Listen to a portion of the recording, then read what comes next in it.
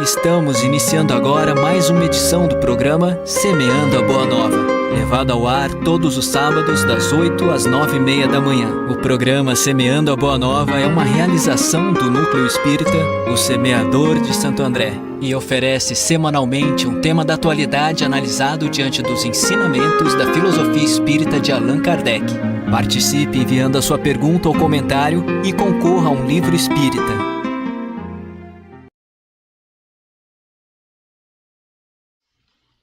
Olá, muito bom dia, você que está nos assistindo aí pelo nosso canal no YouTube, seja muito bem-vindo. Nós estamos chegando com mais um programa o Semeando a Boa Nova. O Semeando a Boa Nova é um programa que vai ao ar todos os sábados pela manhã, diretamente aqui dos estúdios do Núcleo Espírita O Semeador de Santo André. O Semeando a Boa Nova é um programa feito por várias mãos. Nós estamos aqui com a equipe toda postos. Na equipe técnica hoje a Juliene, o Zago, o Eros. Aqui nos comentários o Hélio Delanossi, o Flávio Tolini, a Clarissa Colar. E hoje com a gente aqui a nossa querida Suzie Santos, que vai falar sobre os 5 pilares do Espiritismo. Suzie, bom dia. É um prazer recebê-la aqui no nosso programa Semeando a Boa Nova. Uma alegria e um prazer estar com todos vocês. O prazer é nosso estar com você aqui para falar desse tema tão importante que são os pilares da doutrina espírita, né? Esse programa, você sabe, você participa, você pode fazer o seu comentário, mandar a sua pergunta, dizer o que você está achando aí no chat. E aí você concorre como um brinde, como um brinde que nós damos aqui, a um livro espírita. Na verdade, são 2 livros espíritas sorteados por programa. Semana passada, a Tayla e o Victor ganharam os livros, vão retirá-los aqui no nosso Núcleo Espírito Semeador. Podem vir aqui depois do programa retirá-los sem problema. Esses livros são doados para nós pela editora Emmanuel de São Bernardo do Campo e também pelo IDEAL, Instituto de Divulgação Espírita André Luiz de São Paulo. Os 5 pilares fundamentais do Espiritismo são a base da doutrina espírita e oferecem compreensão que abrangem aí a vida, o universo, etc. No programa de hoje a gente vai conversar sobre esse tema de acordo com a filosofia espírita codificada por Allan Kardec. Suzie, como definir a doutrina espírita e quais são esses chamados 5 pilares da doutrina? Então, bom dia a todos. Eu gostaria de iniciar com uma breve introdução, porque quando eu recebo essas perguntas, eu vou resgatar na minha história, na minha história de vida, a história do Espiritismo. E eu começo com 4 anos de idade, né? Então, 4 anos de idade? 4 anos de idade é quando minha mãe procura o centro e eu começo a frequentar.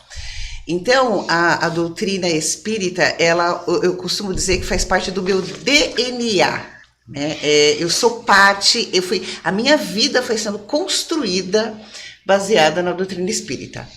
Mas quando a gente vai falar de uma forma mais didática, então a doutrina espírita ela é filosofia, ela é religião, e ela é, para mim, uma grande ciência, e a ciência de vida e para a vida, né? A doutrina espírita, ela pode ser colocada assim, como uma maneira onde nós, através, para mim, que foram os pilares iniciais, quando eu falo pilares iniciais, é a base que eu vi ela de criança.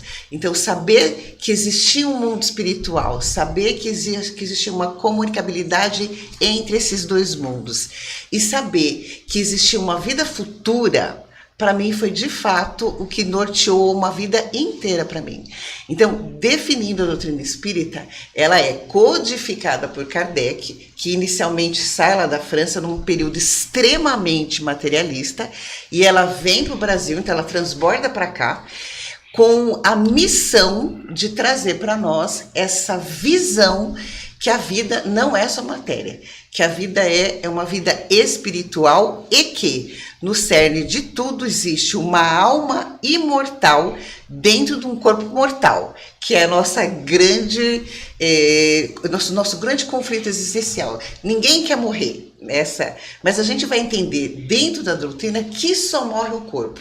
E isso pode fazer uma diferença enorme para a vida de todos nós. Pode fazer não, faz uma diferença enorme para todos nós, que somos espíritos ou almas que estão passando por uma experiência física num corpo que é mortal, mas que essa existência, essa vida, ela vai muito além do nosso corpo e da nossa história nesta encarnação. Uhum. E esses chamados 5 pilares aí, quais são esses 5 pilares da doutrina espírita? Então vamos lá, os 5 pilares: existência de Deus, né? Imortalidade da alma, reencarnação, a comunicabilidade dos espíritos e a pluralidade dos mundos habitados. Né? Então, quando eu falo desses 5 pilares, eu estou dizendo pilar como base, como início, como apoio, como estrutura, como é algo onde você vai medindo a sua vida e você vai estruturando a sua vida baseado nesses 5 pilares. Entendendo que os cinco pilares é aquilo, Turíbio, que vai diante dos nossos problemas, das nossas aflições, é o que vai te segurar. Então, o pilar, ele serve para você construir uma casa, você construir algo ali em cima desses 5 pilares. E a gente vai chamar o que a gente constrói em cima desses 5 pilares de vida, com todas as suas questões. E quando a sua casa é abalada, ou quando vem lá um vento muito forte, ou quando vem lá algum acontecimento que busca derrubar essa casa, ou seja, essa vida que você construiu, esse pilar segura, esse pilar sustenta, esse pilar apoia, e esse pilar serve de referência. Então, cada um de nós aqui vai ter esses 5 pilares, vai construir uma casa em cima desses 5 pilares, mas esses 5 pilares vão servir de base para qualquer problema que nós tivermos na vida. Quer dizer, é o alicerce, né? Total. Muito bom. Semeando a Boa Nova, hoje falando sobre os 5 pilares do Espiritismo, e está conosco aqui a Suzie Santos, que a Suzie, ela é tarefeira do Centro Espírita Jesus no Lar de Santo André. Hélio Dananossi, bom dia, prazer estar com você aqui no Semeando a Boa Nova. Bom dia, prazer é meu. Hélio, perguntar uma coisa para você com relação a essa questão do Espiritismo ter os 5 pilares, né? Quando Kardec codificou a doutrina, ele deixou esses 5 pilares claros para todo mundo, Hélio? Primeiro, eu estou um pouco preocupado agora, porque a Suzy falou que ela começou com 4 anos, né? E o pior é que eu lembro. Você lembra disso? Eu lembro dela, porque eu tinha, inclusive, um jornalzinho em casa do coral Ciraldec. Isso. E ela segurava uma das letras do coral. Como é que era o nome do coral, Hélio? Ciraldec. Ciraldec. E ela e a irmã dela seguravam as letras. Ele segurava as letras assim, sabe, na foto. E ela segurava uma das letras, não lembro qual a letra. Eu tenho esse jornal, não consegui mais achar, queria mostrar até para a irmã dela. Uma vez, eu tenho esse jornal em casa, em algum lugar lá ele está, né? E agora fiquei preocupado. Eu nem vou te falar que eu já passei de 50, tá? E eu lembro, dona, eu já era. Você já era grande. Não, eu já fazia exposições lá no centro em que elas participavam. Está denunciando a idade aí. Está denunciando a idade. Como era o nome do Vô Cotarelli, Joana d'Arc. Botei no Joana d'Arc, né? Eu já fazia. Certamente. E esse coral existe até hoje? Existe, cantou na Semana Espírita agora. Não, eu digo, mas o Ciraldec deve ser as iniciais de alguma coisa, né? Convicção, coral, imortalidade, reencarnação, amor e luz. Doutrina espírita kardecista. Olha que legal, bacana. Então, e eu lembro, já fazia naquela hora, fazia palestra, preleção lá no Joana d'Arc, quando ela cantava no coral Ciraldec. Olha, eu fiquei preocupado agora. Mas você perguntou do... Eu falei, o Kardec ele deixou claro isso, esses 5 pilares? Porque o Kardec, o que aconteceu, né, com o advento do Livro dos Espíritos, porque a espiritualidade, o espiritismo, ou como essas formas de expressar, parece que não tem diferença, mas tem diferença muito entre você ser espiritualista e você ser espírita e você ser... e você praticar o espiritismo. Porque uma coisa é você acreditar, é você ter crença. Eu tenho uma crença que existem espíritos, né? Então, isso todo mundo, há muito tempo, quase todas as correntes filosóficas e pensadores se achavam. Tem alguma coisa, tem, né? Existe alguma coisa além o materialista puro mesmo, aquele que não acredita em nada, é muito raro. Ainda hoje é raro e sempre foi muito raro no mundo. Agora, o que o Kardec fez foi fazer o espiritismo. Com o espiritismo, ele foi passar pelo crivo da razão saía da crença, eu acredito que tem, e comprovar de que realmente existe o espírito, né? Então esses pilares, quando ele começou que a parte da filosofia, que é a parte da filosofia do espiritismo, que além da religião é a filosofia, né? E também a ciência, é onde ele começa a explicar os pilares, ele vai dar os fundamentos. Ué, por que é que eu acredito? Por que eu acredito que tem espíritos, né? Porque, e como é que é possível eu falar com eles, comunicar com eles? Aí foi quando foi o que Kardec fez, foi os pilares, né? Quando ele montou os pilares, os 5 pilares, onde ele começou, dissecou cada um desses pontos para que saísse da esfera do achismo. Eu acho que tem, eu acredito que tem, para falar, não, tem, né? De fato tem, que estar comprovado que tem, que é a parte da ciência, que seria a parte científica da doutrina. Muito bom. Semana Boa Nova, falando sobre os 5 pilares do Espiritismo. Você que está chegando agora com a gente aí, compartilhe o link nas redes sociais, deixe outras pessoas virem aqui assistir o programa ao vivo. Flávio Tolini, bom dia, prazer estar com você. Muito bom dia, Turíbio, Suzier, bom dia, obrigado pela presença, nossos amigos, todos que estão presentes, nossos ouvintes.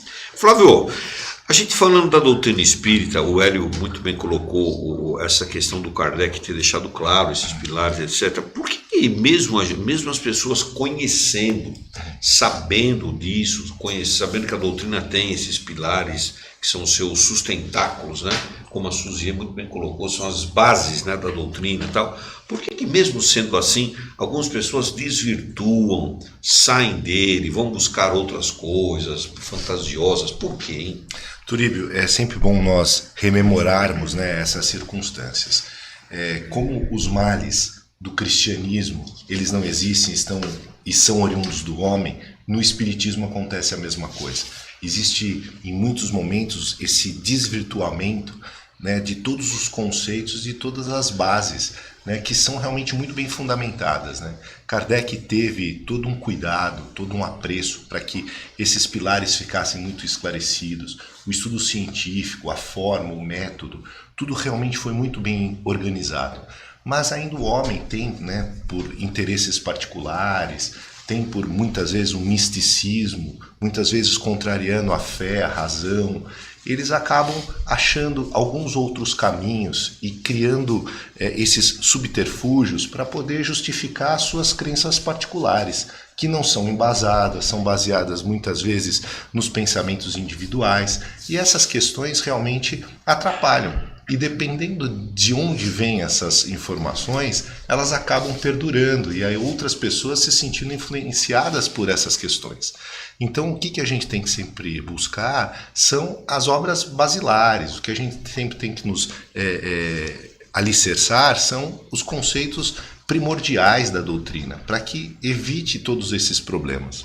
Quando a gente fala da pureza doutrinária, muitas vezes as pessoas pensam até num radicalismo, mas não é, para que a gente possa ter o cristianismo como base fundamental, como direção, tendo Jesus como guia e modelo, e a doutrina espírita, o consolador prometido. Aquilo que Jesus não pôde nos trazer no momento em que esteve presente entre nós, ele anuncia. No momento que estivéssemos mais preparados, mais maduros, ele enviaria um consolador para que pudesse nos esclarecer tudo aquilo que ele havia dito e muito mais nos seria acrescentado. Então cabe a instrução, cabe o exercício do amor para que, dentre dessas duas asas, né, a gente possa alçar um voo muito mais inteligente, muito mais adepto a uma doutrina que é muito verdadeira. E o que a gente tem como base é que, conhecendo a verdade vai nos libertar. É o ensinamento de Jesus, é o que comprova, é o que valida a doutrina dos espíritos. Então a gente precisa realmente ter muito cuidado. Quando a pessoa fala, olha, eu sou espiritualista, eu acredito em outras coisas, tal, a gente entra no misticismo, a gente entra em outras condições que não é doutrina, que não é espiritismo e que foge completamente desses 5 pilares que alicerçam essa doutrina maravilhosa. Deixa eu deixar uma coisa bem clara aqui, né? Nós aqui não criticamos ninguém, respeitamos todas as crenças e comportamentos, isso é muito importante. O Flávio colocou muito bem isso, pode não estar vinculado à doutrina espírita, mas nós aqui respeitamos todo mundo, as suas crenças, isso que é mais importante, né? Aliás, é uma base do espiritismo, né, Suzy? Que a gente respeite as pessoas, pelo que elas acreditam, o que elas fazem, os comportamentos, né? Cada um tem a sua crença, né? Espiritismo hoje, os 5 pilares dele, esse é o nosso tema central, Semana Boa Nova falando sobre isso. Entra em contato com a gente aqui, compartilha o link nas suas redes sociais. O nosso pessoal da Retaguarda já está tirando foto para colocar lá no Instagram, daqui a pouco vocês vão ver o bastidor aqui do Semana Boa Nova. Clarissa Colar, bom dia, como vai, Clarissa? Bom dia, Turíbio, bom dia a todos. Clarissa, como é que a gente pode distinguir o que, como o Flávio muito bem colocou, o comportamento normal dos espíritas e o fanatismo? Porque tem o excesso também, né? Tem o fanatismo. Como é que a gente separa essas coisas, hein? Bom, pensando em fanatismo, né, Turíbio? O fanatismo é quando a pessoa ela se adere, ela tem adesão a uma ideia, né, de uma forma cega, de uma forma obsessiva, tem um entusiasmo muito grande por essa ideia e ela não é aberta a nenhuma outra perspectiva, a nenhuma outra ideia diferente a dela. Então essa é a pessoa fanática, né? Ela se apega a uma ideia, se entusiasma muito por isso e não se abre para outras coisas. Uma pessoa normal, né? Até inclusive o fanatismo pode acontecer por quem se tornar espírita, né? Pode acontecer com qualquer pessoa que tem uma adesão a alguma ideia. É uma pessoa normal, até o Kardec traz isso muito nas suas obras basilares. Ela usa a sua razão.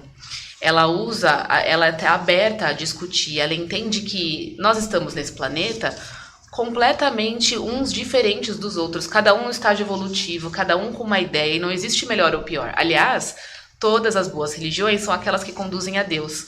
A gente vai trazer sobre o Espiritismo, é uma vertente, né? Mas todas as outras que conduzem ao bem, querendo ou não, está cumprindo também o seu papel.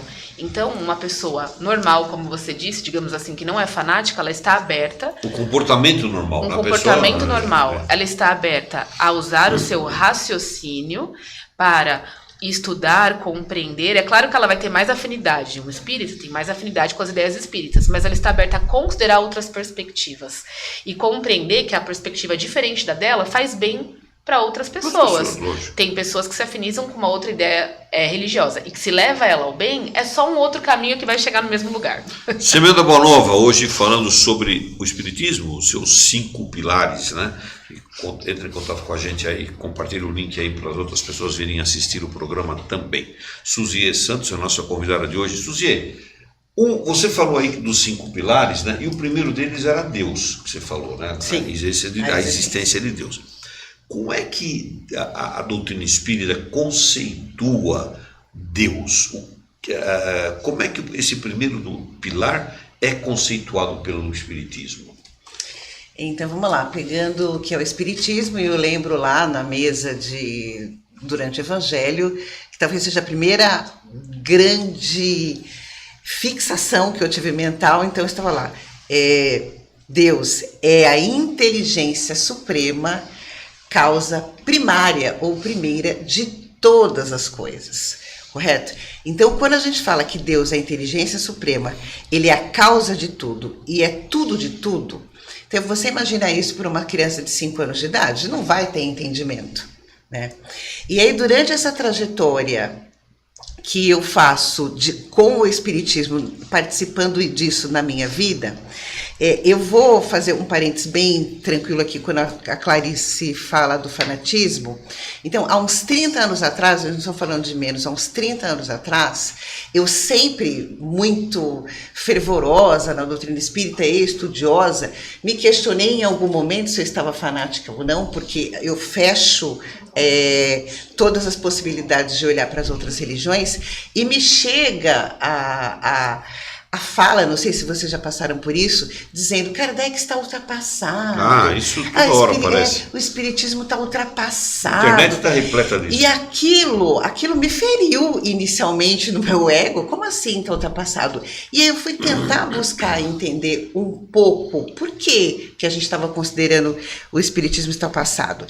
E aí eu caí dentro da psicologia, que é a minha área de atuação, né? E quando a gente cai dentro da psicologia, que é a minha área de atuação, e eu vou recorrer a Joana de Ângeles, que aí vem junto com o Divaldo trazer uma série psicológica, eu vi que de alguma forma, quando a gente falava de reforma íntima, ou de autoconhecimento, ou mesmo falando de Deus, nós não tínhamos, parecia que existiam algumas lacunas que não eram completamente preenchidas. Então, quando a gente fala da existência de Deus, e trazendo aí já uma vertente da Joana de Ângeles, ela vai falar que Deus não é uma figura externa. Deus é algo, nós somos os representantes divinos de Deus. E a nossa busca, que durante muito tempo foi em buscar Deus fora, Joana de Ângeles vai falar em toda a sua série psicológica, que é o encontro de Deus em você mesmo. Numa linguagem psicológica, o que é? É você ser um representante da divindade na Terra. E eu só vou conseguir ser um representante da divindade na Terra quando eu encontrar esse Deus dentro de mim. Que claro que vai, e aí dentro dessa área da psicologia, eu vi que existe uma carência, existe um desamparo existencial que só Deus, dentro da maior configuração que a gente possa imaginar, vai tapar esse buraco. E é por isso que, como a gente não acaba olhando para si mesmo, não fazendo o processo de autodescobrimento, e quando você acaba não olhando para você e buscando Deus fora, então eu posso falar assim para a Carissa, nossa, todo mundo que vai procurar o Espiritismo vai se encontrar? Não, porque dependendo de como a pessoa se vê, do processo de autoconhecimento que ela faz, o que vier de fora não será o suficiente. Então a gente vê, como o Flávio falou, você vê uma busca incessante por Deus em todos os lugares. Então, eu vou ver se Deus está lá no Espiritismo, vou ver se Deus está no Catolicismo, se está na Umbanda, se está na Quimbanda. Eu vou ficar procurando Deus em todos os lugares e Joana vai falar, para, queridos, vamos encontrar Deus dentro da gente, que isso faz parte dos pilares, então daquela casa que a gente começa a construir em cima dos pilares da doutrina, a existência de Deus, o autodescobrimento, vai nos dar uma autoaceitação e uma confiança na vida que vai superar a sensação de vazio e desamparo.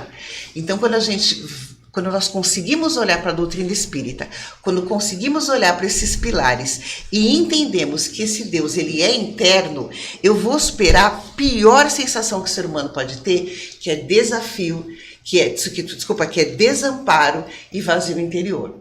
E enquanto isso a gente não encontra, e para que a gente possa ver isso dentro da doutrina, a gente tem que passar por essa questão do autodescobrimento, a gente vai ficar buscando ou procurando Deus na própria doutrina, ou buscando e procurando em Deus em qualquer outra coisa, mas não vai encontrar, porque a gente ainda não conseguiu se olhar para se ver o suficiente profundamente para isso. Flávio? Então, Turíbio Gozado, quando a gente ouve esses questionamentos, né, essas correntes, né, que são contrárias aos pensamentos filosóficos e científicos de Kardec, a gente tem que pensar uma questão que eles estão pouco embasados. A gente precisa conhecer profundamente para que a crítica seja exercida. Quando você pega Kardec ele traz em Gênesis, no capítulo 1, no item 55, dizendo o seguinte, que o Espiritismo marcha com o progresso e jamais será ultrapassado. Porque se novas descobertas lhes demonstrarem e estarem em erro sobre um ponto qualquer, ele se modificará nesse ponto. Então, olha que base, né? Se ele identificou em determinado momento e agora, na atualidade, a gente identifica qualquer condição de correção de rota ou de conceito, a gente vai se render a isso. Ou seja, a doutrina espírita ela é progressista por essência e não engessada. E o próprio Kardec prevê as revisões desde que amparadas na razão e na moral do Cristo. Então isso é incontestável, né? Que a gente coloca realmente um estudo sério. E o Kardec ele é um pensamento filosófico, obviamente nas suas questões, científico e não dogmático. Então a gente tem que perceber que o que foi proporcionado, né, pela codificação espírita de Allan Kardec realmente teve bases fundamentais, educacionais, científicas muito sólidas. E além de tudo, o que é incontestável a qualquer olhar e a qualquer religião, a qualquer corrente filosófica, é o pensamento e o conteúdo moral que consta em O Evangelho segundo o Espiritismo, que fala do Cristo e que as suas bases e o que ele ensina é incontestável. Eu acho que, inclusive, essa questão de como é que o Espiritismo conceitua Deus, né, Suzy? A gente pode lembrar da primeira pergunta do Livro dos Espíritos, né? Quando Kardec pergunta para a espiritualidade, O que é Deus? Que é Eles Deus, respondem, né? Que é Que é Deus? Deus, né? Quer que eu leia a resposta? Lê, vai, Clarissa, pode falar. É a primeira pergunta do Livro dos Espíritos, Isso. Turiba. É muito interessante. E não é nem o quem é. Porque a gente tem Só uma... que. Que é, porque a gente traz, né? Como nós temos dificuldade de entender, então a gente traz ele, geralmente, uma figura de pessoa, né? Aquele velhinho, aquele senhor, né? E Cabelo aí, branco, cabelo varinha na mão, branco. punindo todo mundo. E aí os espíritos, o Kardec, ele é muito inteligente, os espíritos estão, né, de responder isso. Que é Deus? Deus é a inteligência suprema, causa primária de todas as coisas. E aí tem várias outras perguntas que vai complementando. Então isso, né, Suzy, ajuda a gente a ter essa compreensão que você estava comentando. E no primeiro pilar, Deus possui um atributo que ele é único do Pai, que ele é infinitamente bom e justo. Então essas duas qualidades, esses dois atributos estão conjuntos, coadunados. E veja que interessante essa situação. Nós, quando somos bons, muitas vezes nós somos injustos. E muitas vezes, quando a gente busca a justiça, nós não somos bons. Mas sobre a égide e a proteção de Deus, e nesse seu atributo que é supremo e único, ele é, ao mesmo tempo, infinitamente bom e justo. Ele consegue agir das duas formas. Teve uma inversão, bem rapidinho. Uma inversão, diz que Deus criou o homem em sua imagem e semelhança. As pessoas inverteram. Muita gente está invertido. Para muita gente está invertido isso aí. Eles acham que ele não acha que Deus criou ele em imagem e semelhança de Deus. Ele pensa que Deus é a imagem e semelhança dele. Sério? É da pessoa para Deus. Então ele julga a partir dele. As pessoas julgam a partir delas. Como é Deus, então. Então a partir daí ela coloca em Deus todos os atributos que ela deveria ter, que ela acha que é da criatura e não do Criador. Não do Criador. Essa inversão parece que não é nada, mas é tudo.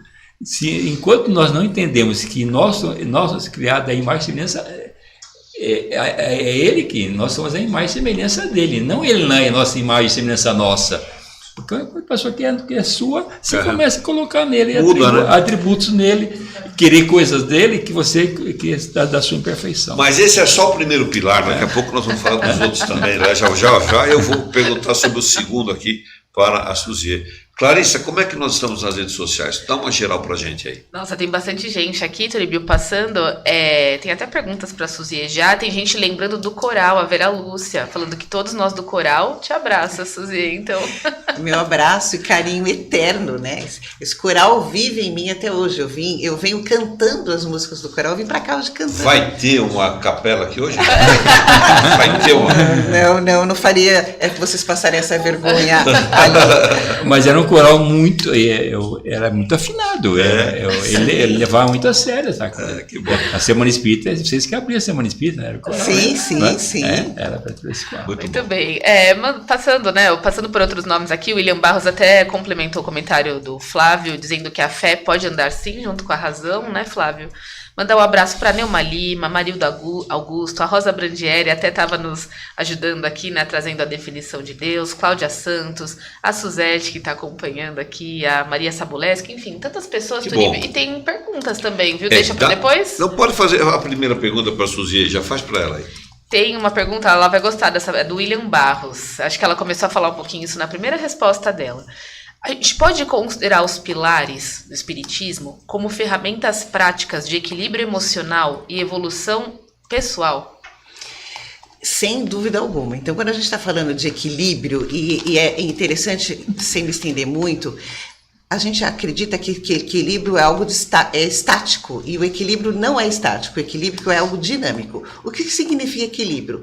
É um processo de compensação. Inicialmente, por quê? Porque como nós não temos ainda uma serenidade, uma temperança e um amor que nós estamos todos para desenvolver, então algum dia eu vou estar muito mais alguma coisa e no outro dia eu vou estar muito menos. Só que quando eu começo a me observar e ter um autoconhecimento maior, eu vou falar, nossa, eu acho que eu fui eu exagerei aqui, então eu vou diminuir. Então, quando a gente está falando de equilíbrio emocional, a gente está falando de definição, de equilíbrio emocional, definindo isso para as bases do Espiritismo, a gente vai falar sobre alma imortal.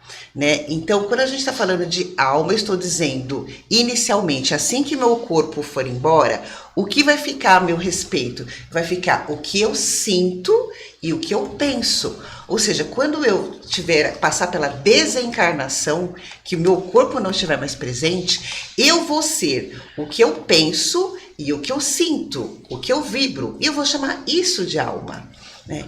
Então, quando a gente foca esse olhar para que nós não somos mais esse corpo, ou só esse corpo, e eu olho para a definição que a alma é o imortal e que Deus está comigo, esse sentimento de vazio e de abandono que a gente tem vai acalmar o meu sentimento e a minha emoção, porque eu vou entender que eu estou sendo cuidada. É por isso que o Flávio fala dessa questão de consolador prometido.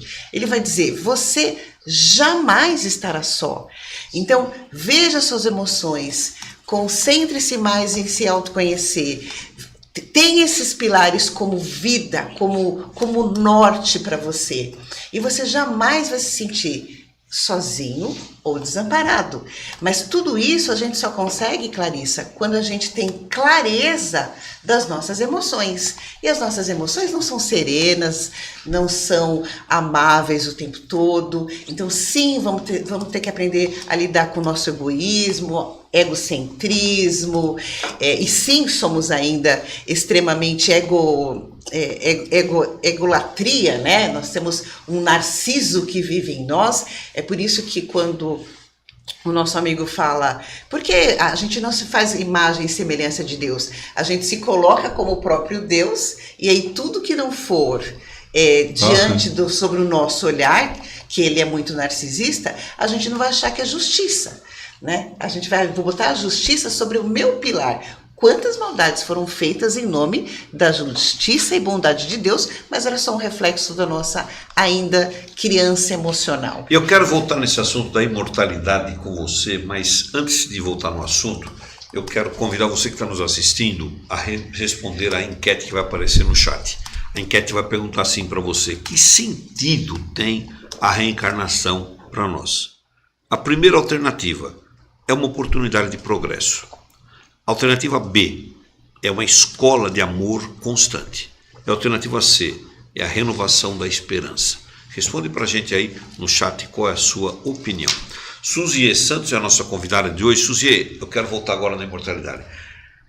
Quando a gente fala da imortalidade da alma, que é um dos pilares, né, o segundo pilar aí da doutrina, de que forma essa imortalidade da alma que o Espiritismo fala, de que maneira ele difere? Ele é diferente de outras visões teológicas mais comuns. Então vamos lá. É um processo contínuo de aprendizado, tá? Estou pegando a definição de Joana de Ângeles.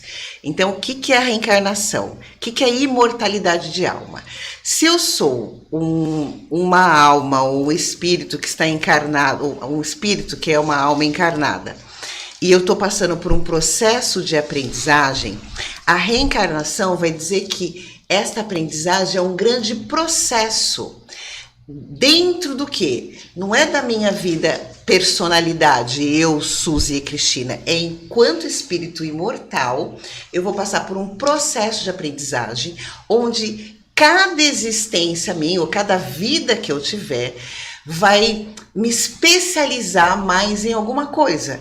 Então, fazendo um paralelo para a nossa vida, seria nesta vida, eu vou nascer como mulher da raça negra. Na outra vida, eu serei um homem branco, hétero. Na outra vida, eu vou passar por outras experiências como riqueza ou pobreza, ou nascendo de uma forma culta, com pessoas cultas, ou vou passar por algumas questões de privação ou escassez, mas tudo isso é um aprendizado da alma que, juntamente com o aprendizado e a evolução, vai trazer resgates, que eu acho que é a grande palavra, né? Resgate kármico. O que seria isso? O que não deu para eu aprender nesta vida, dentro daquele papel, eu vou ter a oportunidade de refazer e continuar numa outra existência. Então, isso é acalentador, no sentido, isso é consolador. Porque eu posso falar, ser uma pessoa revoltada, por que eu não nasci, eu sempre brinquei isso, por que eu não nasci filha da rainha da Inglaterra? Com todo respeito à minha mãe, beijo, Dona Olívia. Dona Olívia nos assiste. Dona Olívia, um abração para a senhora. Eu sei que a senhora está assistindo, porque ela sempre assiste o programa. Ela gosta muito da senhora. Por que eu não nasci filha da rainha da Inglaterra? Aí eu penso, porque as minhas experiências, então a alma no pré-reencarnatório vai falar quais as experiências que aquela alma precisa para se burilar, para crescer, para aprender e para resgatar. Ou seja, aquelas DPs que você passa, você vai para a faculdade, mas você carrega, uma hora você vai ter que pagar essas DPs. Só que isso não é um conceito errado, como a gente fala de punição. Não, você resgata aprendendo. Então, eu vou trazer para uma outra vida esse processo onde todas as coisas que eu não aprendi ou os erros que eu cometi serão saudados junto com o aprendizado. Então, a imortalidade da alma vai tirar, penso, de nós uma coisa chamada ansiedade, e é claro que você não pode sair cair nisso do conformismo, porque aí você começa a escutar, deixa para outra vida, né? No sentido de não vou dar conta nessa, deixa para outra.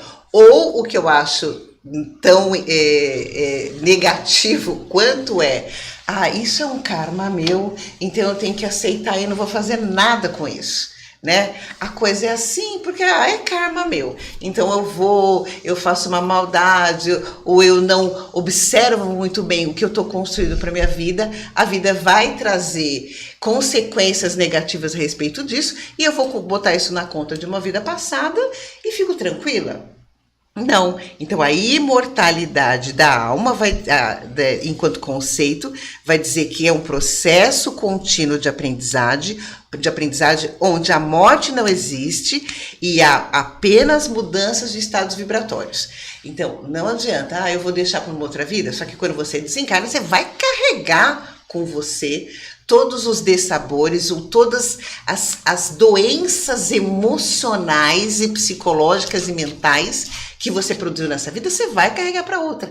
E assim, enquanto você não dissolver isso, você vai continuar nesse processo quantas vezes forem necessários até você se desatar desses nós. Semeando a Boa Nova, os 5 pilares do Espiritismo é nosso tema de hoje. Você que está nos assistindo, muito obrigado pela sua audiência, muito obrigado por você estar conosco. Hoje a gente está com bastante audiência aí. Aproveite e manda o link para os seus contatos. Deixe outras pessoas virem participar. Sempre tem alguém precisando do Espiritismo. E se inscreve no nosso canal. Você vai lá no YouTube, aciona o sininho para que todas as vezes que nós estivermos ao vivo você possa saber, vai receber uma comunicação. Eu quero agradecer também o nosso pessoal de Mogi das Cruzes, o Emerson, que está retransmitindo em tempo real o Semeando a Boa Nova pela web rádio Eros. Muito obrigado, um abração para ele também, ao Jefferson e aquela equipe maravilhosa de São Caetano, que retransmite o nosso programa também ao vivo pela web rádio e TV Fraternal, e também para os nossos queridos amigos da Casa Espírita Seara das Fraternidades de São Caetano do Sul, que nesse momento também nos retransmitem no seu canal no YouTube. Muito obrigado por vocês que estão retransmitindo o nosso programa ao vivo em tempo real. Semeando a Boa Nova, hoje falando sobre os 5 pilares do Espiritismo. Suzier, a reencarnação talvez seja aí o pilar mais conhecido, né, mais falado dentro da doutrina espírita, né? Que aliás é um DNA nosso, é estudar a reencarnação, né? Isso é um DNA do Espiritismo. O pessoal fala que o Espiritismo é eclético, não é não. Nós temos o nosso DNA, a reencarnação é um deles. Qual que é o propósito da reencarnação e como é que isso se relaciona com os princípios da justiça de Deus? Quando a gente fala de justiça, né, lembrando que é como nós conversamos com esse termo. Quando eu falo de justiça, se eu delimitar a justiça ao meu ponto de vista, eu serei injusta, correto?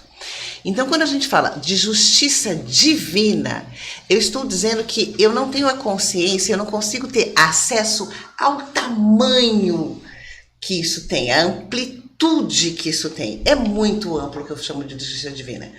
Então, eu lembro que uma vez nós estávamos indo levar cestas básicas a uma comunidade, e no caminho, eu e as pessoas que estavam no carro, começamos a questionar o porquê de tanta precariedade humana. E conversando a respeito, todos os espíritas ali no momento, e aí a gente começa a falar que, nossa, poxa, mas se ela está passando por essa condição, e se a gente está falando que Deus é justo e bom, né, e eu tenho sim o dever de ajudar, mas talvez ela esteja passando por essa escassez em função... Aí começamos a tratar aquele julgamento maravilhoso, só sei que no final a gente estava quase voltando. Deixa esse povo aí passar fome, que é o que eles merecem, porque isso é justo. Entendeu? Então, nesse sentido, quando a gente fala de justiça, a gente tem que entender que ela é divina.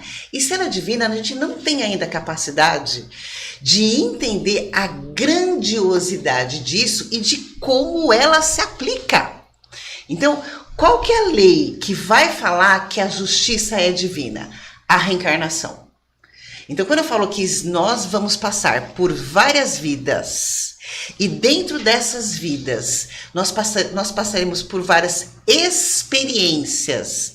Então, e essas experiências é que vão justamente corrigir e acertar os erros, principalmente emocionais, que às vezes o corpo ele vem para ajustar. Então, eu falo que a matéria física é onde você paga o karma mais rápido. Então, se eu der um soco na parede, imediatamente a coisa se concretiza. Eu vou pagar com o quê? Com dor, com o braço que vai ficar ali engessado durante algum tempo, e depois que eu desengessar, acabou.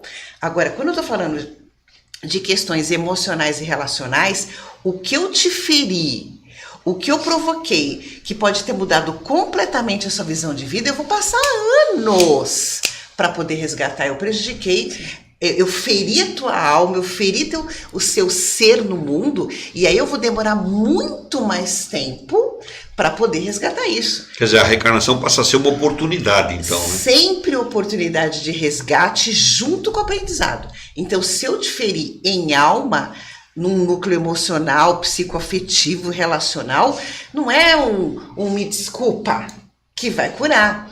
E aí a reencarnação, junto com todas as promoções que a vida, com as relações que você vai cultivar, é que vão te dar essa oportunidade. Claro, ouvindo a Suzy falar, né, e nesse ponto da conversa, ela fala bastante nas falas dela sobre como esses pilares do espiritismo nos ajudam a ter equilíbrio nas nossas emoções, para que a gente se torne, né, uma pessoa mais tranquila, mais serena. O objetivo, no fim, é ser uma pessoa que entenda melhor a vida e consiga trabalhar suas emoções. E aí, Turíbio, quando a gente traz o pilar da reencarnação com a justiça divina, é um pilar interessantíssimo para a gente entender não só as dificuldades que a gente vê no mundo, mas na nossa vida. E o espiritismo, nesse sentido, ele traz a teoria, mas ele nos convida à prática, né, Suzy? Porque a partir do momento que eu olho para um esposo, para um filho difícil, para uma sogra difícil, ou eu olho para um conflito que eu vejo no Rio de Janeiro, como recentemente aconteceu, o espiritismo traz a explicação teórica disso, que cada um está no lugar certo, ou seja, a sogra difícil, a mãe difícil está no lugar que ela deveria estar, mas, ao mesmo tempo, nos convida a nos transformar diante dessa situação. Então, ele não é teórico, ele é prático. Ele nos dá a base para a gente entender melhor essa situação, para a gente não achar que Deus é injusto, ter me colocado numa família A e não ter me colocado na família B, nascendo ali da rainha, né? Ter colocado na família que a gente tá. Mas, Turíbio, a teoria, se for só teoria, eu sou espírita, eu estudo a doutrina espírita, mas você busca se modificar diante do que você aprendeu? Esse é o convite, né? É trazer a teoria para nos acalmar o coração, mas ao mesmo tempo nos convidar, então, a modificar os nossos comportamentos perante as situações que a gente enfrenta, porque há uma razão para tudo. Então, a pessoa que me agride hoje tem uma razão de ser. É o que ela pode oferecer. E como eu, então, perante até os ensinamentos de Jesus, porque, aliás, o espiritismo, né, para resgatar os ensinamentos básicos de Jesus, ele só acrescenta como eu ajo diante dessa situação. Então, por isso que o espiritismo é um grande consolador, porque fazendo com que a gente se modifique, a gente vive melhor, né? Muito bom. Olha, a Suzy está com um livro aqui.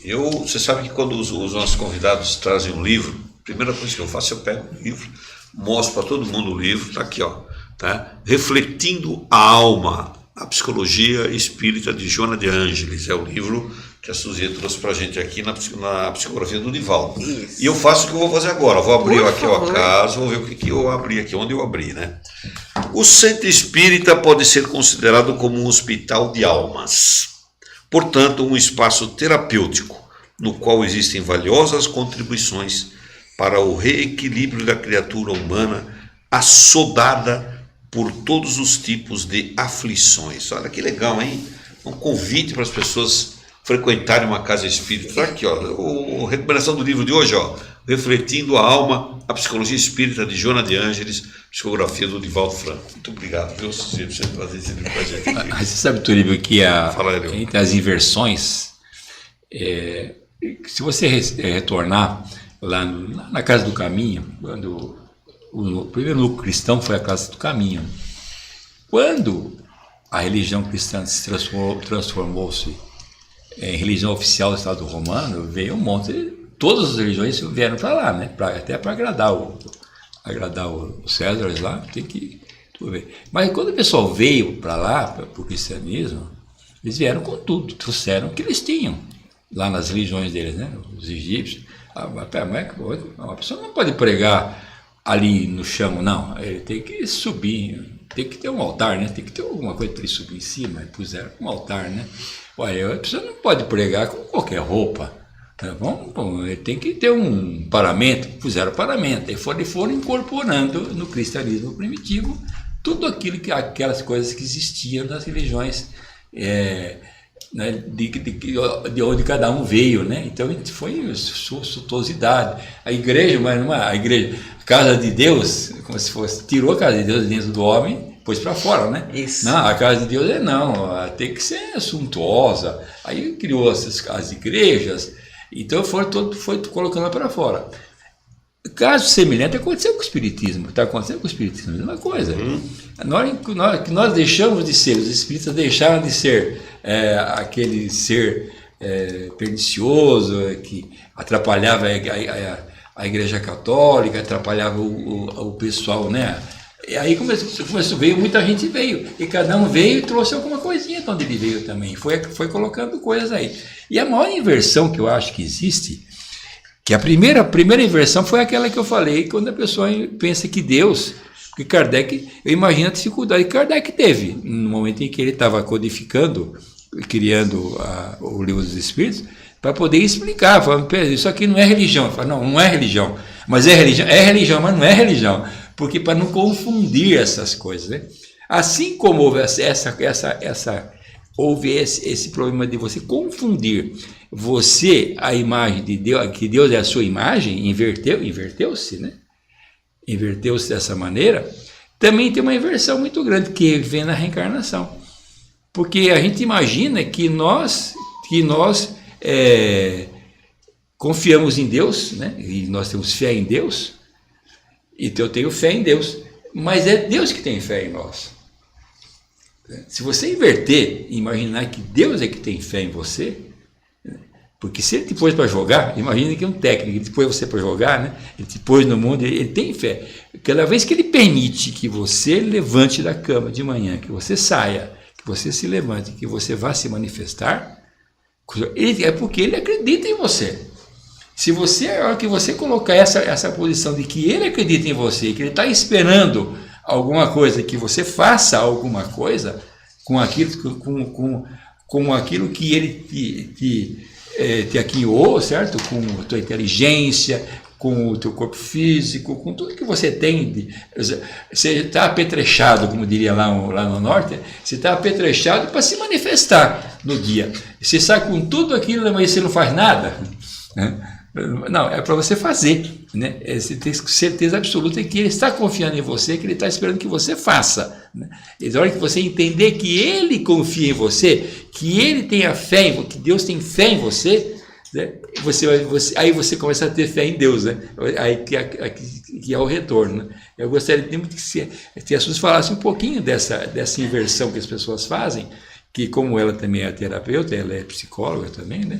Você é psicólogo? Sim, sou psicóloga. Psicóloga. Então as pessoas vão lá, quando a pessoa não acredita mais nela, ela está com todos os apetrechos dela, ela está com o corpo, com a coisa e tudo, e não consegue fazer nada e fica esperando. Ela esquece que Deus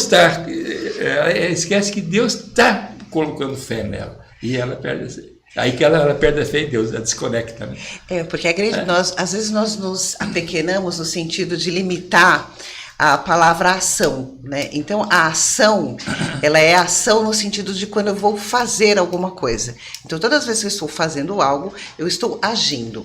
Porém o foco principal foi o que a Clarissa trouxe. Não é a ação, é a transformação. Não é a ação em si, mas aonde, de que forma e para que aquilo me transforma. Então, quando vem alguma prova ou alguma expiação, ou vem, a vida vai me trazer desafios que vão me transformar nesse ser divino, ou que vão despertar em mim mais fé, mais amor, mais perseverança, e aí sim eu vou tirando essas camadas de egoísmo, toda essa sujeira, né, teórica, mental que a gente tem, e vou buscando uma essência mais divina que vai me fazer suportar aquelas provações.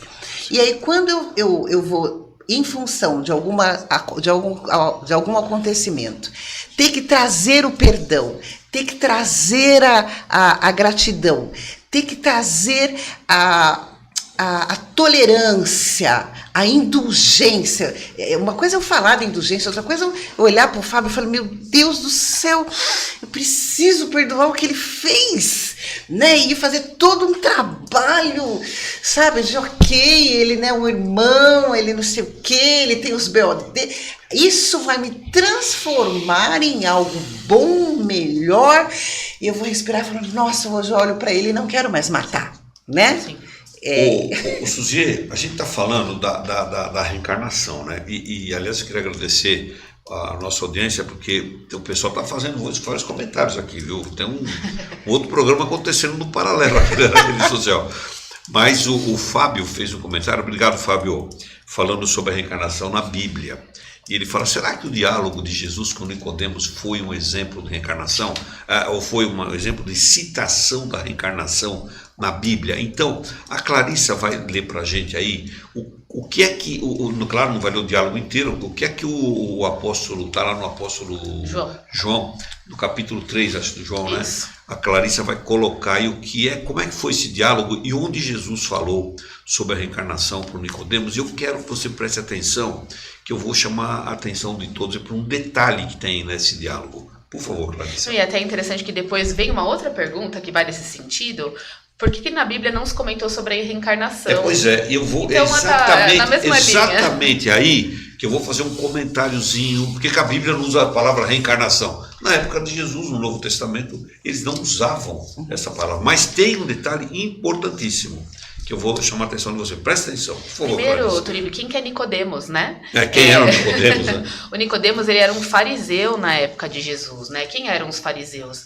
Eles eram um grupo religioso da época de Jesus e eles observavam estritamente as leis. Eles eram muito apegados à letra, à palavra, né? E até eles não receberam nada bem a mensagem de Jesus por acharem que estavam fora ali do que eles tinham. Era um grupo até poderoso na época, de influências políticas, né? Então o Nicodemos, ele era um fariseu, e ele procura Jesus, ele sente que tem ali alguma coisa diferente naquele que, né, aparece ali na época dele, e ele pergunta, ele vai para Jesus à noite, né, e fala assim, mestre, sabemos que ensinas da parte de Deus, ou seja, eu sei que você está falando da parte de Deus, pois ninguém pode realizar os milagres, os sinais miraculosos que você está fazendo se Deus não estiver com você. Então era um fariseu um pouquinho diferente, ele reconheceu Jesus, a grandeza de Jesus. E aí, em resposta a ele, Jesus disse, digo-lhe a verdade, ninguém pode ver o reino de Deus se não nascer de novo. Então, aí começa essa parte importante do diálogo. Jesus falando para ele, eu te digo, em verdade, que ninguém poderá ver o reino de Deus se não nascer de novo. Aí vem a pergunta dele para Jesus. Como alguém pode nascer sendo velho? Ou seja, a pessoa já é adulta, como que ela pode nascer de novo? Aí Jesus disse, ninguém pode entrar no reino de Deus se não nascer da água e do espírito. O que nasce da carne é carne, mas o que nasce do espírito é espírito. Isso, essa é a parte chave desse diálogo. Porque em algumas traduções, em algumas edições da Bíblia, se colocou uma palavrinha a mais aí. Se escreveu assim, do Espírito Santo. Ninguém pode renascer de novo se não nascer da água e do Espírito Santo. Pô, mudou tudo, né? Quando você fala, Jesus falou, não pode renascer. Está no Evangelho do João, pô, não sou eu que estou falando aqui, é o João que falou. Ninguém pode renascer de novo se não for da água e do Espírito. Ponto. Bom, legal, reencarnação. O Espírito precisa nascer de novo. Agora, você acrescenta a palavra santo aí, do Espírito Santo, aí só um vai reencarnar, né? E a gente não pode esquecer que houve alguns concílios ao longo, depois que Jesus, né, desencarnou, ao longo do tempo, ano dos 300, é que eu não vou lembrar, a gente pode pesquisar, se alguém me lembrar pode me ajudar aqui também.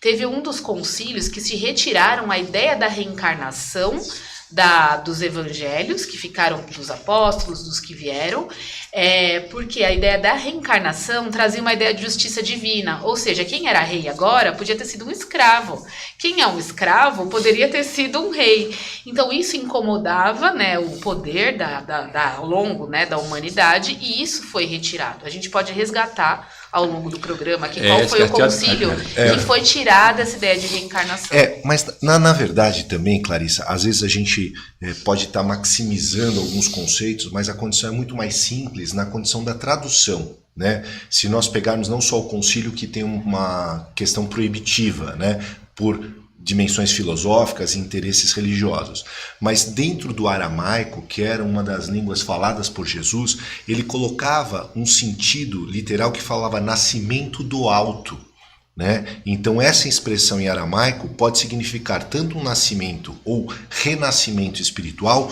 como uma reencarnação literal.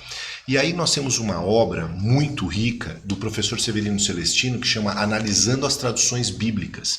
Nós tivemos uma oportunidade, né, de estarmos junto com o professor Severino Celestino e ele coloca vários pontos da Bíblia que são caracterizados os processos de entendimento reencarnatório, ou seja, um novo reingressar na vida material.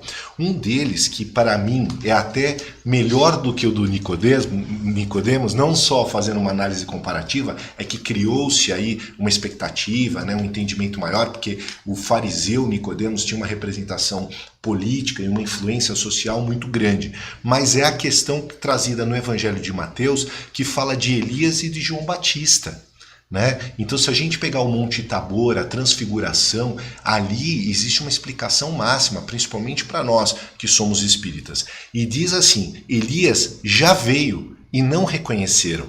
Então entendemos que ele falava de João Batista. Então João Batista era a reencarnação de Elias. E segundo o professor Severino Celestino, o texto grego era claro ao dizer João era Elias, que havia voltado, e o que dá margem clara e notória ao processo reencarnatório. Clarissa, você tem uma coisa importante concílio. É o segundo concílio de Constantinopla. Ele foi realizado 553 anos depois, né, do desencarne ali de Jesus, né? Então 553 anos depois, e ele retirou nesse concílio que aconteceu dentro da igreja que estava formada, ele retirou a ideia da reencarnação. Até, né, o século VI, a reencarnação era aceita por muitos dentro da igreja católica e do cristianismo. E aí tem até aqui, por questões políticas, teve pressão do imperador, da sua esposa, etc. Isso foi retirado, mas até 553... Mas até os próprios judeus, os próprios egípcios já tinham, né, o conceito e entendimento de uma vida pré-existente e de uma continuidade da condição do espírito. Bom, mas, Turíbio, eu gostaria só de trazer mais um, né, do que o Severino Celestino coloca e que faz uma análise assim, muito reflexiva para nós. Quando nós temos o cego de Genezaré, que aí os próprios discípulos perguntam a Jesus, quem pecou? Foi ele ou seus pais? Aí como que um homem que havia nascido tinha um problema de ter errado, ou o pecado é a pedra de tropeço, se ele não tinha nascido antes, se ele não teve uma pré-existência? Essa é a pergunta. E aí diz assim os discípulos: eles acreditavam na pré-existência da alma, pois o homem nasceu cego, e como ele poderia ter pecado antes de nascer se não houvesse uma vida anterior? Então você vê que já tem numa condição simples, numa parábola, né, ali no caso de uma declaração do que houve realmente e quando Jesus cura essa pessoa, né? Bom, Semeando a Boa Nova hoje falando sobre os 5 pilares do Espiritismo. Já falamos do primeiro, que é Deus, do segundo, da imortalidade. Acabamos nesse momento de falar sobre a reencarnação, que é o terceiro, e agora nós vamos falar do quinto, que é do quarto, que é a comunicabilidade. Mas eu sei que tem pergunta aqui de ouvintes, e antes das nossas perguntas, eu vou perguntar para a Suzier sobre a comunicabilidade. Esse pilar da comunicação com os espíritos costuma despertar curiosidade e um certo ceticismo. Como é que o Espiritismo propõe uma abordagem racional, segura para o fenômeno da comunicabilidade? Mistério, né? Nós adoramos mistérios, oráculos, como se isso fosse, né, algo sobrenatural, assim, né? Sobrenatural, místico, mágico. Isso de alguma forma encanta a humanidade. Quando Kardec está ali num processo onde existia uma França ali, uma Europa extremamente materialista, e que começam esses fenômenos onde não se tem, teoricamente, nada que justifique isso, ele vai para a linha bem objetiva. Então, vamos lá, quem são essas pessoas? Não são todas que dão comunicação, mas são algumas. Quem são essas pessoas? Como essas comunicações existem? Elas existem de fato? Então você vai ver ali no Livro dos Espíritos, dentro da codificação, a maneira com que ele fez, a forma objetiva, didática, científica, a respeito que sim, existe uma vida pós-vida. Então, em muitos filmes você vê essa questão de mesas mediúnicas, com chamado... Mesas não, né? As pessoas se encontravam lá vem a médium Suzy, e aí todo mundo se reunia na casa, e aí ela dava lá passividade para um ou para outro ou para outro. Quando Kardec ele traz para a ciência isso, ele vai fazer isso de uma forma objetiva, prática. Médium é aquele que... Existe sim uma vida pós-morte. Eu acho que, por exemplo, quando a gente fala do céu e inferno, você tem ali uma riqueza de detalhes a respeito de espíritos ou almas que foram antes, que foram e que convivem dentro de nós. Então, para mim, a pergunta lá, 429, se eu não me engano, do Livro dos Espíritos, porque não sou essa de trazer a fonte muito certinha, 459 do Livro dos Espíritos, existem influência, né, do espírito do nosso pensamento, existe a ponto de fato, dirigir. Então, nós temos a influência dos espíritos na nossa vida o tempo todo. Nós não estamos sozinhos, teoricamente, quase que nunca. Quando a gente traz isso para a linha agora da ciência, da psicologia, de Joana de Ângeles, olha como ela foi fantástica, maravilhosa. Ela vai dizer, existe sim desses espíritos que estão, de outras almas que estão fora de nós, existe essa comunicação, e ela vai adicionar isso ao que a gente chama na psicologia de inconsciente profundo. Então o que ela vai colocar? Que além de toda essa comunicação extracorpórea que nós temos, nós trazemos no nosso inconsciente pessoal e no nosso inconsciente coletivo reminiscências nossas de vidas passadas.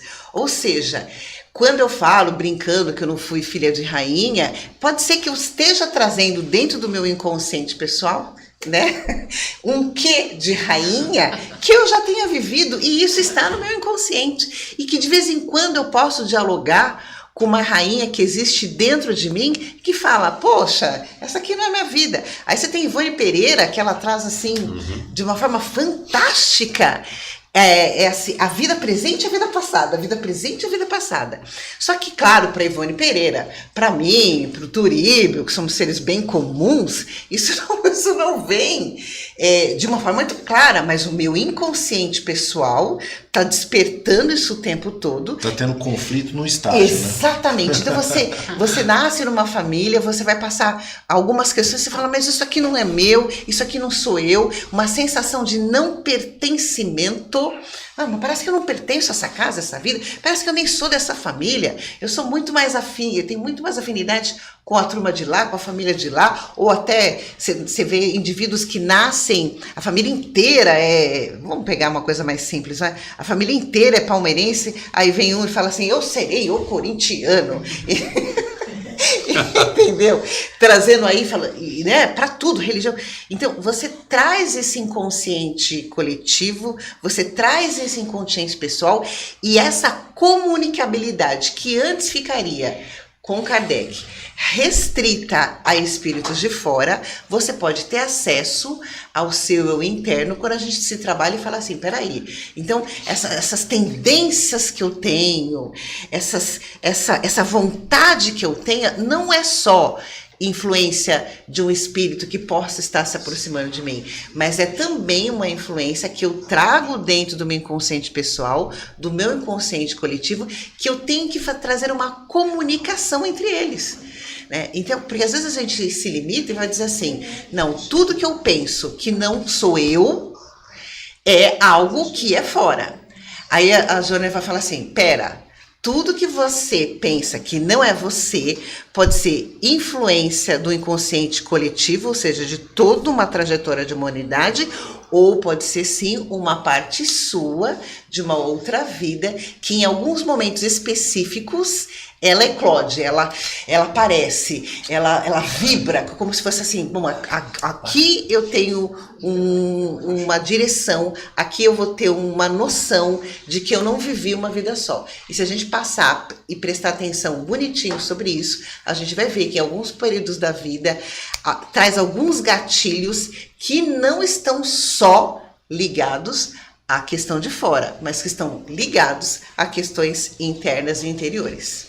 Muito bom. Semeando a Boa Nova hoje falando sobre os 5 pilares do Espiritismo. Muito bem. Clarissa, nós temos algumas perguntas aí, né? Você quer começar a fazer já espalhando as perguntas aqui ou não? Antes de ir para o quinto, vamos. Antes de ir para o próximo, quinto, que é a pluralidade das existências. Muito bem. O Fábio Leal, né? Ele vem trazendo bastante perguntas. Aqui a gente escolheu uma aqui para ele, né? Então, uma dele aqui a gente vai passar para a Suzier. Saber de onde viemos e para onde vamos nos dá seguridade, nos dá segurança? E isso vai depender das nossas atitudes? Saber de onde viemos e para onde vamos. E para onde vamos. Ou seja, ter todo esse conhecimento que a gente está comentando aqui. Nos traz mais segurança? Ou isso vai depender das nossas atitudes? Uma coisa nunca vai excluir a outra, certo? Então, assim, quando a gente vai pegar um mapa, eu vou dizer aonde eu estou, né? Então, quando eu quero fazer me localizar no tempo e no espaço, eu vou partir do ponto de onde eu estou.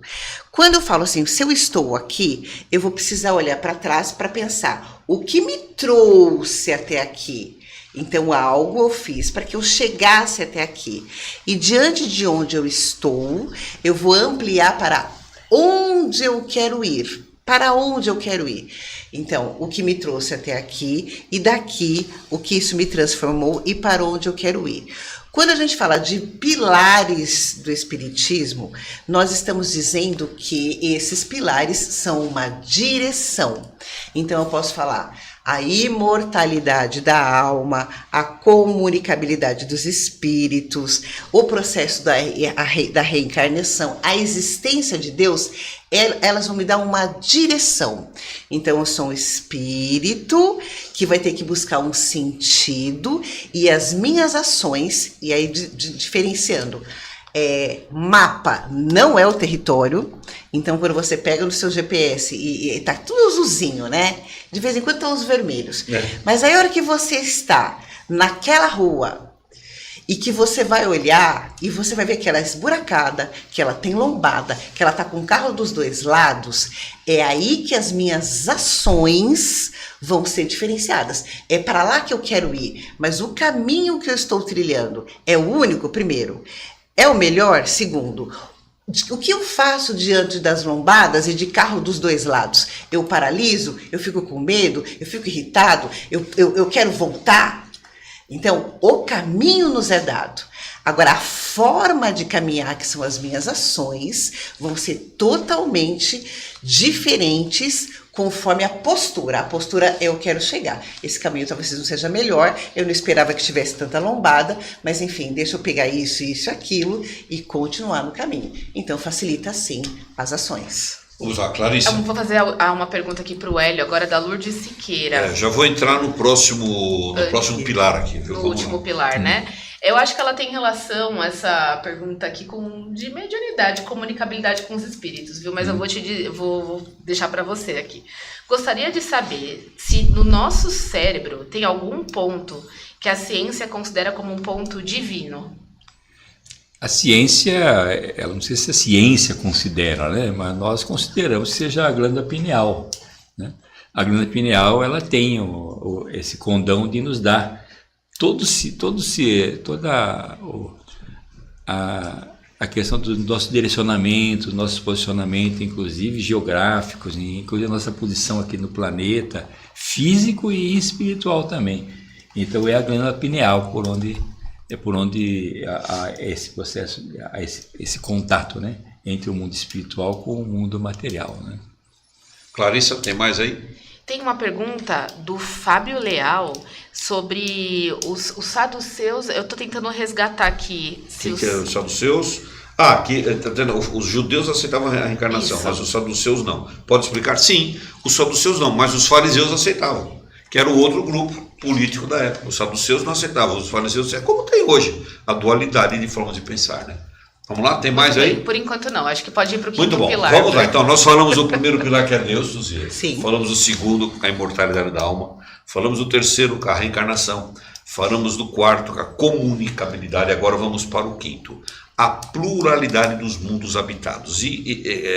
Como é que essa ideia dialoga com os avanços da ciência?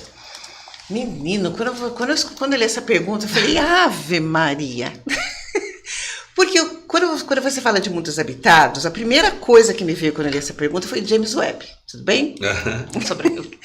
Por quê? Porque ele está aí no espaço, captando cada vez sistemas e sistemas e sistemas de mundos, né? E aí você vai entender que na ciência, quando você olha uma estrela, você já não está vendo mais o presente, você está vendo o passado, que sim, se alguém lá, não sei, que está com bilhões e bilhões de anos, olhar para a Terra hoje, vai ver que ainda nós estamos na época dos dinossauros, né?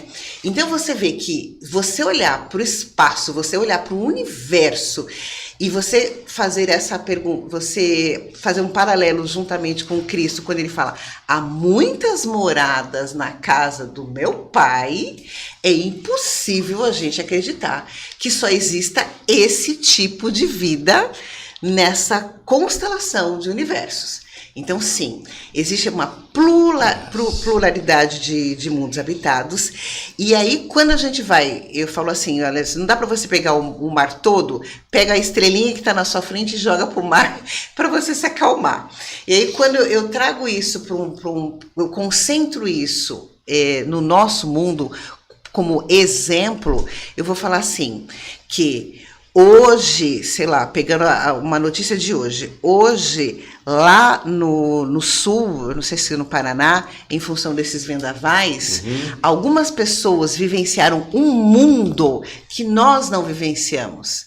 Então eu fiquei na minha casa, eu vi que choveu pra caramba, mas o meu mundo não caiu, o meu mundo não se abalou, né? Então eu tenho lá pessoas que estão vivendo num mundo de desespero nesse momento. E eu vou falar, e se eu olhar lá para para o Caribe, nesse momento, tem pessoas vivendo um mundo que, teoricamente, seria o paraíso. Então, a pluralidade dos mundos, essa questão de vários mundos habitados, que mundo que nós habitamos? Né? Então, existe, sim, vários tipos de matéria. A própria matéria ela é feita de várias possibilidades. Então, hoje, quando você olha para a ciência vai falar assim, essa mesa não existe, é um conglomerado de átomos que giram em tal velocidade, onde você tem a sensação de que a matéria existe, mas ela não existe. Então, esse conceito de pluralidade dos mundos habitados significa que, além de nós termos o conforto, trazendo o espiritismo com a questão de Consolador Prometido, de que existem muitas casas, muitas casas que o meu pai vai me proporcionar, a provocação psicológica é qual o mundo que eu quero e habito. Porque se tem muitos mundos, por que eu escolhi esse aqui? E dentro desse mundo que eu escolhi, por que eu estou me limitando a este mundo? Ou seja, essa maneira de ser, de pensar e de existir, que vai limitar o meu mundo ou a um fanatismo ou a isso ou aquilo. Deixa eu te perguntar uma coisa. Você falou agora há pouco, você falou Jesus falou, muitas moradas na casa do meu pai, né? Jesus falou para Nicodemos que ninguém pode renascer de novo lá, ninguém pode entrar no reino. Agora, Jesus comentou de uma maneira geral sobre todos esses 5 pilares? Ele fez comentários sobre isso? Passou por ele isso tudo? Sim, mas vamos dizer que quando ele coloca isso e ele entende o que são níveis de consciência, né? Ele entende que cada um de nós tem uma camada, e essa camada ela vai sendo como casca de cebola, da casca ao centro, ao núcleo. Ele vai, através de muitas parábolas, de muitas histórias, dizendo a respeito de que não é só desta maneira ou única maneira que se vive. Ele vai dizer que, por exemplo, quando o Flávio traz essa questão do Elias e do João Batista, que não foi reconhecido, ele está falando da reencarnação. Quando ele fala quem é minha mãe e quem são os meus irmãos, quando ele é questionado, ele está falando, existem vários papéis, né? E você não pode se limitar em um só. Quando ele vai falar para a mulher que está lá com a hemorroída, né? Que está lá sangrando, que toca nele, ele vai falar, eu senti sair de mim uma virtude. Então ele está falando, vós sois deuses, olha a sua capacidade de ter fé, olha a sua crença e fé em um Deus, olha o que uma fé pode fazer. Ele está falando da crença em Deus, que é o primeiro pilar aqui. Então ele vai dizendo, e aí ele vai falar, essa frase ela é textual, há muitas moradas na casa do meu pai, é textual.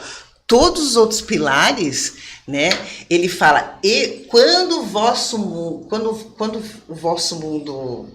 fosse, eu já era, né? Enquanto o nosso mundo fosse, ou seja, antes de vocês existirem, Eu já era. Eu já era. Ele que criou tudo aqui. Eu já existia. Então, o que ele não está falando? Que é a imortalidade da alma. Então, ele vai passear nisso de várias formas e várias maneiras. Você acha que esses pilares, se eles forem bem compreendidos pelas pessoas, etc., de uma forma como eles estão integrados, eles podem mudar a vida das pessoas, da humanidade como um todo, pode transformar? Então, eles podem, eles são feitos para isso, inclusive, mas eles fazem isso não necessariamente, porque é necessário que se tenha profundidade, né? Então, você fazer isso de uma forma rasa, você falando, agora eu vou fazer tal coisa, mas eu não me aprofundo em relação a isso, Com isso, quero chamar a atenção para o que o Flávio falou logo no início, quando Kardec diz que sim, o Espiritismo ele vai se abrir para o novo, ele vai se abrir para a ciência, e a ciência da psicologia é o estudo da alma de forma objetiva, então vai falar ego estruturado, inconsciente coletivo, inconsciente pessoal. É como se Kardec fosse a Joana de Ângela meio que, através do Divaldo, codificou, né, uma construção em cima desses pilares de forma objetiva. E aí sim você vai construindo chama a grandeza de um homem integral. O que é um homem integral? É uma pessoa que vai buscar a sua capacidade de se tornar profundamente humano, porque nós somos ainda muito primitivos, nós somos ainda muito infantis, nós somos ainda muito imaturos. Quando Joana traz, através do Divaldo, que é vamos colocar assim, é o mais fresquinho, é o pão que acabou de sair, e ela traz isso de forma objetiva, conceitual. Você pega refletindo a alma, você pega espelhos da alma e fala assim, olha, ego é isso, estrutura de ego é isso, inconsciente é isso, faça assim, assim, assim, que você vai encontrar o eu divino dentro de você. E o eu divino não é você se tornar uma divindade, é você tomar consciência de que você é um ser inteiro. Nós queremos ser um seres pela metade. O que eu falo que queremos ser seres pela metade? A gente quer falar que a gente é só bonzinho. E a gente é só malzinho, a gente é malzinho também, mas quando eu tomo consciência de que existe um mal que habita em mim, eu posso transformar através das minhas ações esse mal num bem. Deus, imortalidade da alma, a reencarnação, comunicabilidade dos espíritos, pluralidade dos mundos existentes, dos mundos habitados. Esses são os 5 pilares do Espiritismo e são hoje o nosso tema do nosso programa Semana da Boa Nova. E a Suzia está explanando sobre eles aqui brilhantemente. Daqui a pouco eu vou voltar a falar disso com você já. Você queria falar, né, Flávio? Claro, tem os recados nossos tradicionais que sempre trazemos todos os sábados aqui ao vivo. E hoje nós temos às 6 horas da tarde, por parte de uma realização dos nossos amigos dos Sembradores de Luz, uma série que chama Vida em Família, que vai mostrar a importância da comunicação e da construção de vínculos saudáveis entre os membros da família. Os convidados nesse programa serão o nosso querido amigo Marinho Bardella e também a Isabel Virtusso e a nossa mediadora, que vai ser a moderadora desse programa, Adriana Cruz. Então, hoje, dia 8, às 18 horas, o Eros vai colocar para a gente, que vai ser transmitido pelo YouTube, vai colocar o link para que nós possamos participar ao vivo. E aí nós teremos ali várias perguntas, vários questionamentos trazidos pela audiência. Então seria muito bom a participação de todos, ao exemplo aqui que nós fazemos no Semana Boa Nova. Temos também a comemoração dos 41 anos da Casa Espírita Edgar Armon, onde a expositora Itamar Lucchesi vai trazer o tema Edgar Armon. E aí teremos também a participação do coral Luz e Melodia. Vai ser no dia 9 de novembro, às 8h30 da manhã, e após a palestra, após a apresentação do coral, teremos uma confraternização com o grupo do Edgar Armon, que fica lá na Rua Bolívia, no número 717, no Parque das Nações, em Santo André. Mais um recado do Grupo de Estudo Espírita Despertar da Nova Era, que fala sobre a Feira do Livro Usado, dia 9 de novembro também, a partir das 9 horas da manhã, e fica aqui na Avenida Queiroz Filho, número 2627, na Vila Guaraciaba, em Santo André. Esperamos todos vocês lá para que possam prestigiar essa Feira do Livro.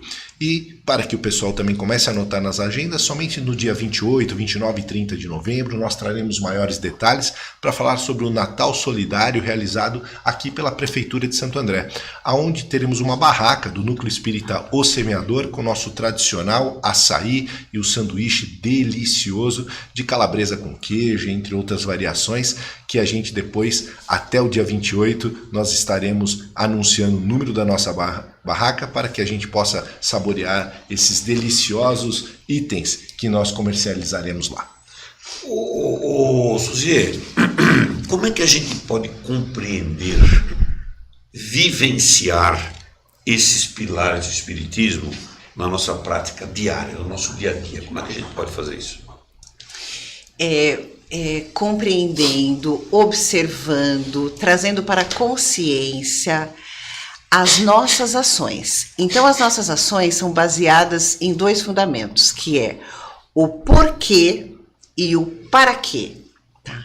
Então, todas as vezes que eu me pergunto por que eu estou fazendo isso, eu estou me referindo a algo que já passou, é o passado. Né? Algo está fazendo com que eu pratique aquilo. E quando eu falo, mas por que eu estou fazendo isso? Eu estou trazendo a consciência para o momento presente. Mas por que eu estou brava? Mas por que isso que a pessoa me falou está me doendo? Por que eu estou com raiva daquilo que eu ouvi? Por quê? Porque aquilo pegou em alguma coisa relativa às minhas emoções, aos meus pensamentos e às minhas crenças, e isso vai me dar aonde eu estou. O para quê? Então, nossa, agora que a pessoa me causou esse mal, ou me causou esta dor, eu vou fazer o que diante daquilo? Então, quando eu tenho dentro de uma estrutura de conceito, de crença, de valores que me trazem um norte para a vida. Então, quando eu falo que um dos pilares enquanto doutrina é direcionamento, a doutrina espírita, ela vai me direcionar. Então, por que você está se sentindo mal-estar ou raiva? Porque isso mexeu com a minha emoção de forma negativa. Mas quem é essa pessoa? Talvez seja um desafeto desta ou de outras vidas, eu não vou conseguir checar.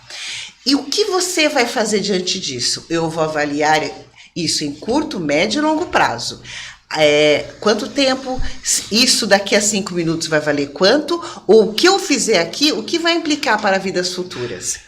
Então, nesse sentido, Turíbio, a compreensão, o pensamento total, irrestrito e continuado de por que eu estou fazendo, para que eu estou fazendo, vai me dar sentido e direcionamento.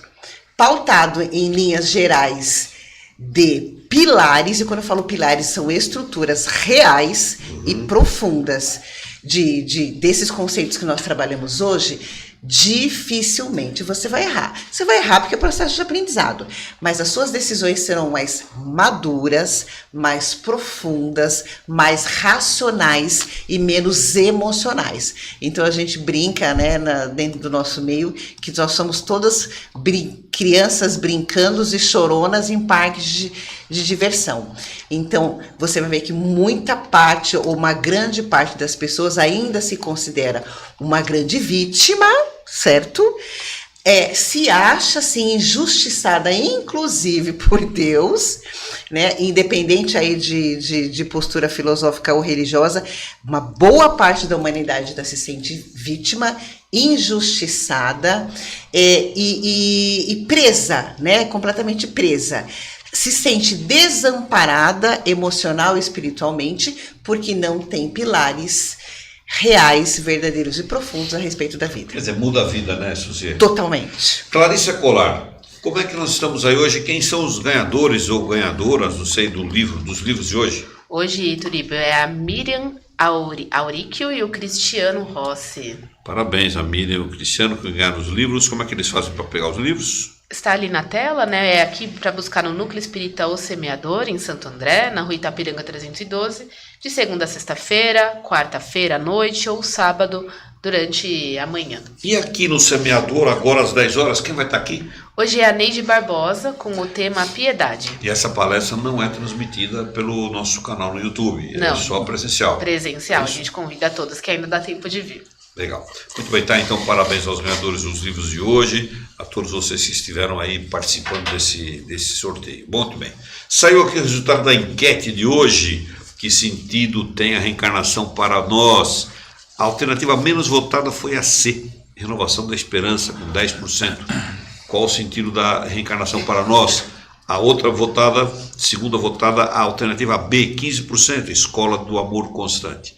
A alternativa mais votada, a maioria absoluta. Que sentido tem a reencarnação para nós? Oportunidade de progresso, 75%. Muito obrigado por você. Só que é uma enquete, não é desprovida de qualquer colocação científica. Marinho está aqui, chegou agora sentado aqui, estava em outro trabalho, chegou aqui com a gente. Olha, tem gente agradecendo aqui, Marinho, e dizendo que está ansiosa. A Lourdes está dizendo assim, que está ansiosa pela sua presença lá no lar, no Jesus no Lar, em dezembro. Isso. Você vai lá, está esperando você lá, hein? Muito bom. Suzy, agradecemos muito a sua participação aqui hoje e rapidamente dar suas despedidas aí para os nossos espectadores. Somos criação divina. Nós não temos como dar errado. A gente atrasa dar certo. Mas uma dica que eu poderia dizer hoje é gratidão. O ser humano que consegue despertar a gratidão pela vida como ela é, fazendo as ações necessárias para que se construa uma vida melhor, vai já expressar essa forma mais divina de Deus na própria vida. E é isso que nós queremos de uma forma geral.